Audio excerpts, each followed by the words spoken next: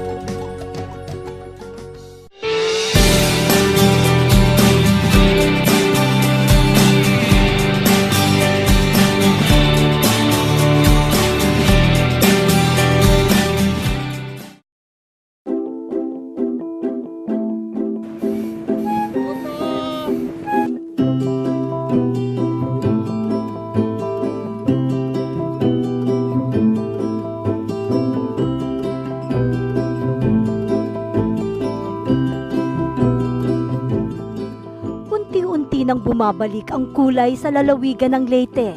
Malayo na ang narating ng mga nasalantang komunidad dito.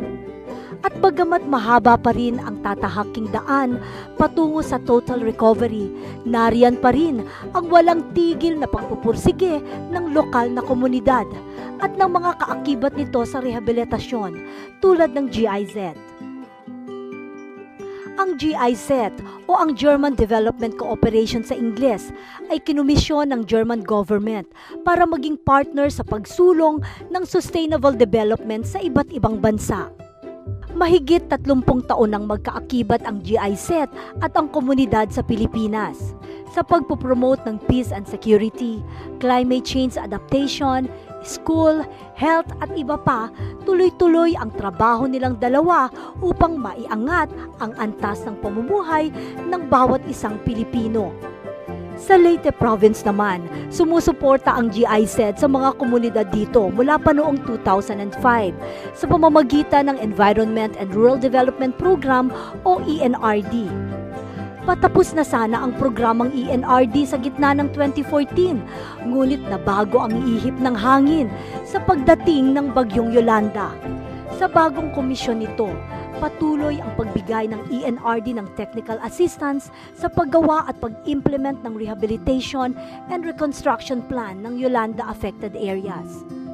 GIZ kasi is a development partner. We have established a bilateral cooperation between the province of Leyte and the GIZ, German Agency for Development or German Technical Cooperation, for capacity building. This is a package, infrastructure capacity, and giving out tools for us to be used in planning, capacitating the communities and the planners of the province and the municipalities, and even the installation of GIS units, because we provide assistance to the municipalities, their planners, in terms of preparing the the maps, the geohazard maps and other thematic maps that are needed in the comprehensive land use planning. It's a very important partner.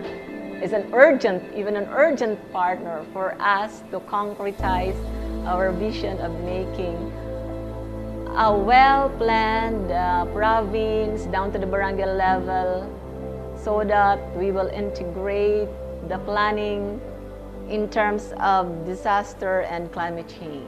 Tanauan has been at par, and considering the mayor is a dynamic and development-oriented one, Tanauan is one of the fastest respondents in terms of development for the people of Tanauan vis-a-vis the rehabilitation and recovery plan. So with respect also to the rehabilitation and recovery and development plan of the province of Leyte spread over 3 years from 2014 to 2016, we have submitted to the Office of the Provincial Assistant for Rehabilitation and Recovery under Secretary Ping Lacson. In fact, it was approved and announced under the zona. Sa kasalukuyan, nakatulong ang GIZ sa paggawa at pagsumite ng 24 rehabilitation plans sa mga Yolanda affected areas, kabilang ang Leyte. Kahanga-hangang Pilipinas.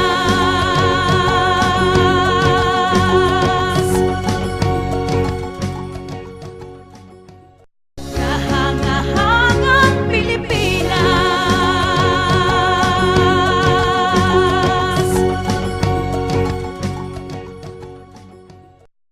Bilang kaakibat ng Leyte sa pagbangon mula sa pinsala ng Typhoon Yolanda, patuloy ang GIZ sa kanilang suporta sa recovery efforts sa mga Typhoon Yolanda affected areas. Maliban sa paggawa ng mga rehabilitation and reconstruction plans, marami pang inisyatibong nasimulan na ng ENRD tulad ng pagkandak ng detalyadong damage assessment sa 10 coastal municipalities sa Leyte, pag-abot ng tulong sa mga farming at fishing communities, at pag-organisa ng Donors Forum sa Leyte kung saan ipinagtugma ng GIZ ang mga donor resources sa nababagay na mga rehabilitation projects. May karagdagang updates, training at suportang ibinibigay ang GIZ sa aspeto ng disaster risk management. Well, yung disaster risk management kasi, yun yung parang paggamit ng mga polisiya o kung ano man mga resources nila o mga basically kung anong kakayahan nila, no? Inaangat natin yun, kung paano gamitin yung lakas nila, mga resources nila para matulungan silang umiwas o mabawasan yung epekto ng mga disaster. Nagsimula ito noong 2005, 2006, napaigting ito pagkatapos ng isang landslide na malaki sa St. Bernard. So doon, pinalawak namin yung mga kaalaman, pinilit namin malaman nila kung ano natin gagawin ng disaster preparedness, paghahanda. At medyo naayos din natin. Ang nangyari na pinakahuli itong sa Yolanda, marami rin naapektuhan, marami talaga naapektuhan. Hindi naman na maaaring nagulat sila kasi kahit sanay sila sa malakas na bagyo at pinaghandaan ito, sa sobrang lakas ng magnitude nitong disaster na to, hindi nakayanan. So, pero ang mga plano na ginawa naman ng mga LGU, nasunod din naman. Ang paghahanda nila, nasunod din. Meron na mga preemptive evacuation na nangyari, ganon. Prepositioning ng assets, nagawa lahat yon.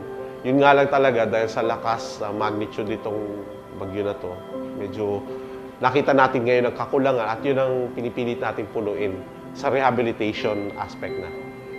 During Yolanda, akala nila na itong sturdy building na to ay kaya silang protektahan. Kasi yung iniisip lang natin yung hangin. Pero ang nangyari, yung kikitil pala sa mga buhay ng mga tao na nandun, yung tubig na manggagaling kasi nandun siya sa malapit na dagat. So isang effort na ginagawa natin sa GIZ ngayon, i-identify yung mga evacuation centers ng community na what specific hazard lang sila pwede. Okay? Minamapping ulit natin yan. Wow. Tapos, tinitingnan din natin paano i-integrate yung tsunami, yung storm surge doon sa local flood early warning. So naitayo ng local flood early warning system. Incorporate natin yan, tapos after Yolanda, nagsagawa rin yung GIZ ng risk, multi-hazard risk mapping. So kinumpare natin yung mga data sa previous na mga projections na yung GB, Mines and Geoscience Bureau yun, in-enhance natin yun na ano yung sitwasyon ng dumating yung Yolanda para nakakatulong sa local government unit para ma-enhance nila yung kanilang CLUP. Then, looking forward na ma-integrate natin yun at mabigyan ulit natin ng mga panibagong konsepto at kalaman yung communities. Kasama sa mga inisyatibo ng EMRD ang pamimigay ng updated multi-hazard at iba pang thematic maps at datos ng GIZ sa mga LGU.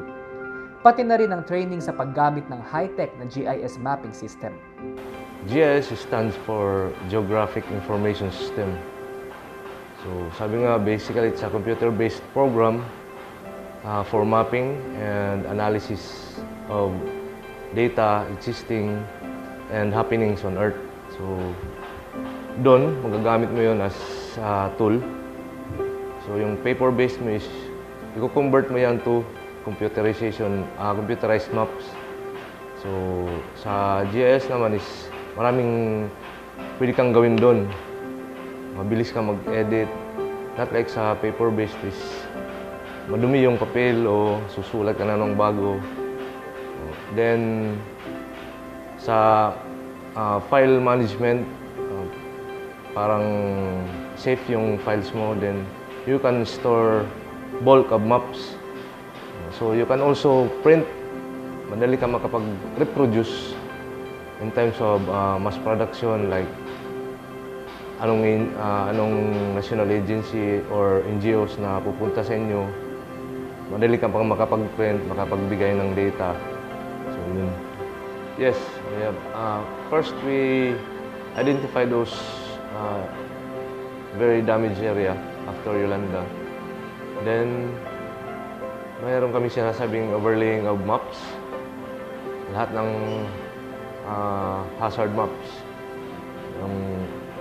Especially yung storm surge. We experienced na storm surge in Leyte. Yung rain-induced landslides, erosions, flooding, and liquefactions. So doon, kinuha namin yung talagang saan yung may mga damages. So, based doon sa overlaying of maps is identify namin yung talagang area na malaki yung damages. As yung area na yan is parang those people living there need to be relocations. So, then after those identified areas also na less damages of hazards. So those areas also be ideal areas for relocation of those families or households that under that very dangerous or hazardous areas. Sa mga inisyatibong ito, hinahangad ng GIZ na uusad ang rehabilitation ng Leyte nang walang balakid at sa lalong madaling panahon. Kahanga-hangang Pilipinas.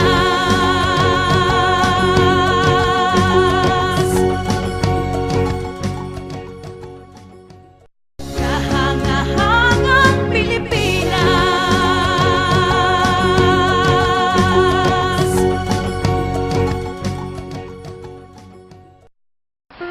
Pinaluhod ng bagyong Yolanda ang Visayas region sa loob lamang ng isang kisap mata. Sa tindi ng pinsala, inaasahang tatagal ang muling pagtayo ng mga nasalanta. Ngunit may ilang komunidad tulad ng Tanauan na tunay na kahanga-hanga sa bilis ng pagbangon mula sa trahedya. Paano nila ito ginawa? Land use plans here in Leyte and overall in the region, including southern Leyte, Samar, we're looking at around 18 land use plans that we have helped develop over the past 3 to 4 years. the moment the Kahanga-hangang Bayan, the local council, decides on those matters, you can see that they take up the will of the community that's already reflected in the plan. Of course, there will be political negotiations going on, but that's normal. I-credit ko siya doon sa mga active na mga local government, na mga LGU officials. Kasi kahit gaano pa kaganda yung technology namin, kahit gaano pa ka-in-deep yung assessment namin na pumapasok talaga sa community, kung hindi ganun kaganda yung reception ng mga local government, Mahirapan talaga kami. Kasi kung titingnan mo yung requirements talaga na nasinisip ng HCU or sa mga national government agencies natin, mahirap yan. So parang nakikita ang opportunity ng mga local government unit na nandito si GIZ para tulungan tayo ng facilitate. Bakit natin parang hindi tatanggapin? So ganun yun, kahit gaano pa siguro kasinsin natin kung wala yung active mga local government officials. Oo. Tanauan has been at par, and considering the mayor is a dynamic and development-oriented one, Tanauan is one of the fastest respondents in terms of development for the people of Tanauan vis-a-vis the rehabilitation and recovery plan. Ang pinaka-importante para kay Mayor Tecson sa mga panahong iyon, clarity. What was important was, again, get clarity on few things, important things that needed to be done. It can be overwhelming. Kasi daming kang dapat gawin, di ba? Marami kang, it can be overwhelming. But I think what is important, to get clarity on the few important things. Then there's a lot of networking proactivity that you have to do. You have to seek out help. You have to go out and really ask for help. Okay? Naririyan din ang walang sawang pagpupursige sa pagpapatupad ng rehabilitation plan para sa Tanauan. So we were trying to organize also here in the municipio, okay, we started our drumbeat of meetings that was important as a planning and a monitoring avenue. So every Monday morning here in the municipio, I organized immediately our executive, legislative meetings. Sa pinamamalas na dedikasyon ng bayan ng Tanauan, hindi nakakagulat na ito'y itinuturing na shining example ng nakararami sa good governance at proactive rehabilitation. Para sa amin dito sa Kahanga-hangang Pilipinas, nais naming bigyang diin ang positive mindset ng Tanauan sa panahon ng pagsubok. I tell you because I think we started to, what is important is to set the tone. We have to move forward. We have to set aside the painful experience of Yolanda and set the sights really forward. This crisis can be an opportunity. Yolanda, however painful it was, we have to look the brighter side of things. Okay, so I really believe by working together, okay, guided with a clear vision, guided by a clear roadmap, and with the help of the national government and with the help of many international groups and NGOs, we can certainly rebuild this town into much more beautiful town. We can build a brighter Tanauan, a brighter future for our children. Gaano man kadilim ang pinsalang idinulot ng bagyong Yolanda, hindi pa rin ito maitatago ang tunay na kulay ng Pilipino. Matatag, mapagpursige at mapanalig sa tulong ng mga kaibigang tulad ng GIZ. Ngayon, sa bawat sikat ng araw, unti-unti nang bumabalik ang liwanag sa mga nasalantang komunidad. At para sa amin dito sa Kahanga-hangang Pilipinas, ang triumph of the human spirit dito sa Tanauan ang siyang tunay na biyaya na dala ng bagyong Yolanda.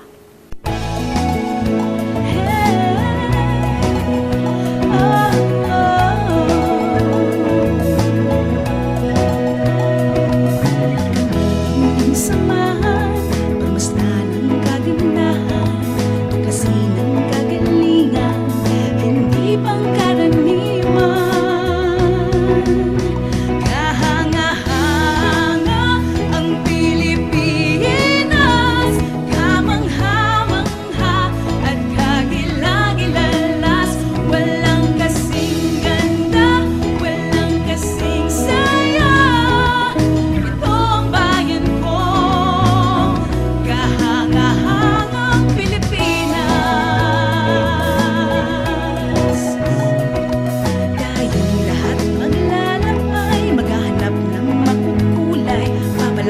sa mahusay, sisigaw sabay-sabay. Kahanga-hanga ang Pilipinas, kamangha-mangha at kagila-gilalas. Walang kasing ganda, walang kasing saya. Ito ang bayan ko, kahanga-hangang Pilipinas. Kahanga-hanga ang Pilipinas, kamangha-mangha at kagila-gilalas. Walang kasing ganda, walang kasing saya. Ito ang bayan ko, kahanga-hangang Pilipinas. Likas ang kayamanan ng bayan at kababayan, karunungan, karangalan, hindi mo matatawaran. Likas ang kayamanan ng bayan at kababayan,